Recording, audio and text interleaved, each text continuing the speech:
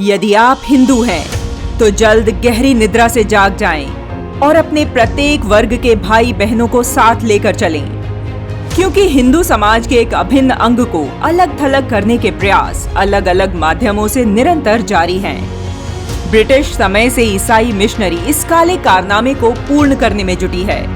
वनवासियों को आदिवासी बताकर उनके मन में जहर घोलने का प्रयास किया जा रहा है। इसका एक उदाहरण सरना कोड बिल जैसे परिणाम है।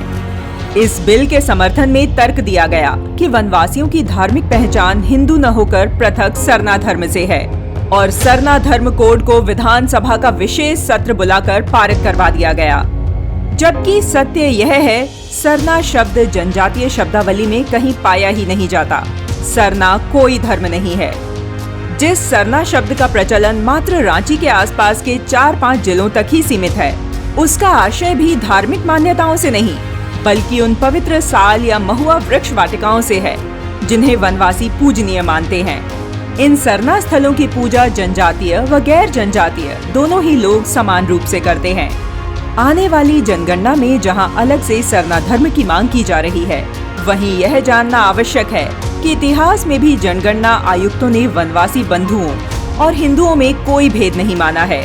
1901 के जनगणना आयुक्त यानी सेंसस कमिश्नर हर्बर्ट रिजले ने माना कि हिंदू मूलतः प्रकृति पूजक हैं और इस नाते जनजातीय जीवात्मावाद और हिंदू धर्म में कोई स्पष्ट भेद नहीं किया जा सकता।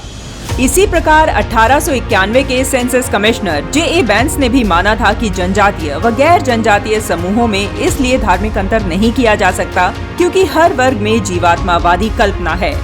1921 के पीसी टैलेंट्स ने तो अगली जनगणना में एमिनिस्ट कॉलम को समाप्त कर हिंदू धर्म में ही पूरी तरह विलय करने की वकालत भी की। इस पूरे प्रकरण में कैथोलिक चर्च बढ़ चढ़कर हिस्सा ले रहा है।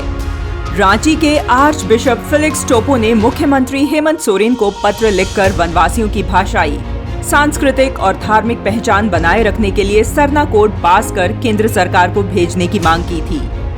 इस कैथोलिक चर्च का इतना उत्साह कहीं न कहीं संदेह पैदा करता है कि सरना धर्म कोड की मांग उतनी सीधी नहीं है जितना इसे बताया जा रहा है। वनवासियों को हिंदू समाज से तोड़ने का लाभ अंततोगत्वा ईसाई मिशनरियों को ही मिलने वाला है। यह भी कोई संयोग नहीं कि सरना धर्म कोड की मांग पहली बार उसी 80 के दशक में उठाई गई, जब वेटिकन सांस्कृतिक संक्रमण या इनकल्चरेशन को अपनी औपचारिक नीति बनाने के लिए धार दे रहा था।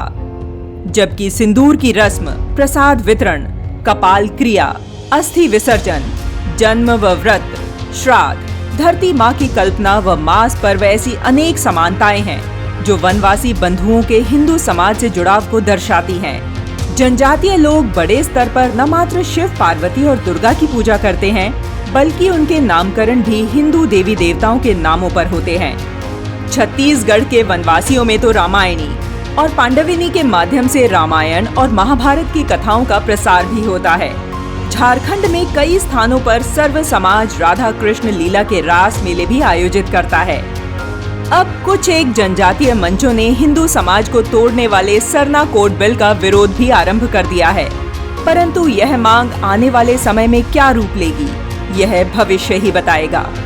इतना तय है कि जब तक हिंदू समाज संगठित नहीं होगा, अपनी धर्म संस्कृति के प्रति जागृत नहीं होगा, ऐसी अनेक चुनौतियां उसके सामने आती रहेंगी।